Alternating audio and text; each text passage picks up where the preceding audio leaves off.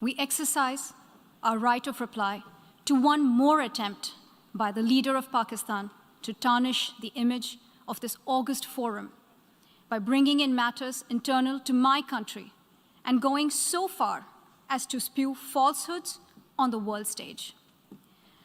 While such statements deserve our collective contempt and sympathy for the mindset of the person who utters falsehood repeatedly, I am taking the floor to set the record straight. Regrettably, this is not the first time the leader of Pakistan has misused platforms provided by the UN to propagate false and malicious propaganda against my country, and seeking in vain to divert the world's attention from the sad state of his country, where terrorists enjoy free pass while the lives of ordinary people, especially those belonging to the minority communities, are turned upside down. Mr. President, member states are aware that Pakistan has an established history and policy of harboring, aiding, and actively supporting terrorists. This is a country which has been globally recognized as one openly supporting, training, financing, and arming terrorists as a matter of state policy. It holds the ignoble record of hosting the largest number of terrorists proscribed by the UN Security Council. Mr. President, we marked the solemn occasion of the 20th anniversary of the 9/11 terror attacks just a few days back. The world has not forgotten that the mastermind behind that dastardly event, Osama bin Laden, got shelter in Pakistan. Pakistan leadership continues to glorify him as a martyr. Regrettably, even today, we heard the leader of Pakistan trying to justify acts of terror.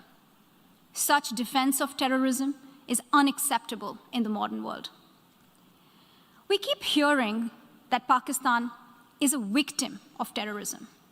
This is the country which is an arsonist disguising itself as a firefighter. Pakistan nurtures terrorists in their backyard in the hope that they will only harm their neighbors.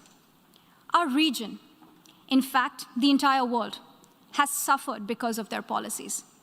On the other hand, they are trying to cover up sectarian violence in their country as acts of terror.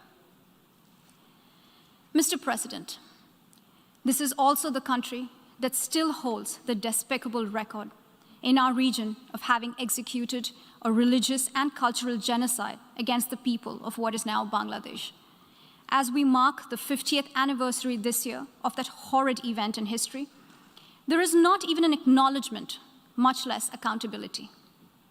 Today, the minorities of Pakistan, the Sikhs, the Hindus, the Christians, live in constant fear and state-sponsored suppression of their rights. This is a regime where anti-Semitism is normalized by its leadership and even justified. Dissenting voices are muzzled daily, and enforced disappearances and extrajudicial killings are well documented.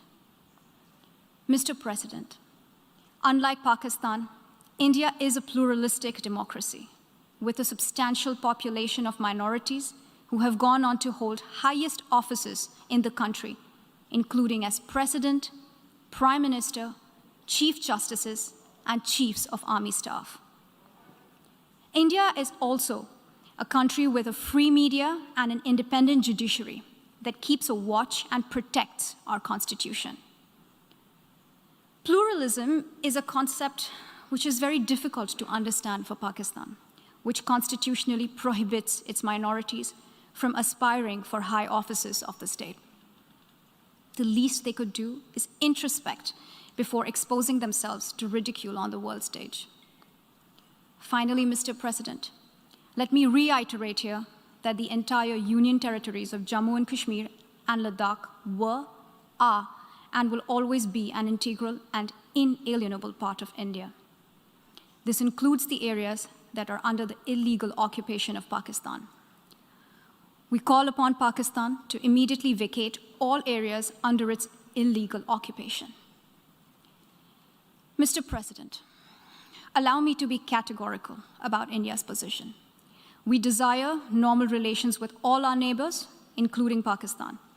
However, it is for Pakistan to work sincerely towards creating a conducive atmosphere, including by taking credible, verifiable, and irreversible actions to not allow any territory under its control to be used for cross-border terrorism against India in any manner. I thank you, Mr. President.